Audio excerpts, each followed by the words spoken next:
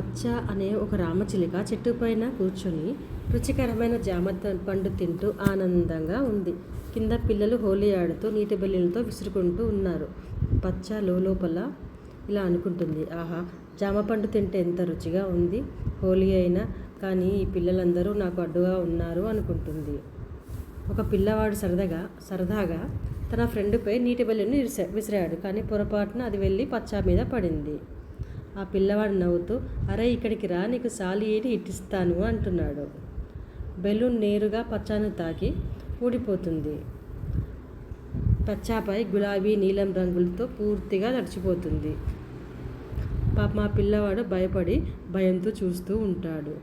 పచ్చ అరిచేస్తుంది, అయ్యో ఏందిరా ఇది అని. పూర్తిగా తడిచి ఇంద్రధనుసులా మారిపోయిన పచ్చ తన రెక్కలను ఊపుకుంటూ రంగులు తీయడానికి ప్రయత్నిస్తూ ఉంటుంది.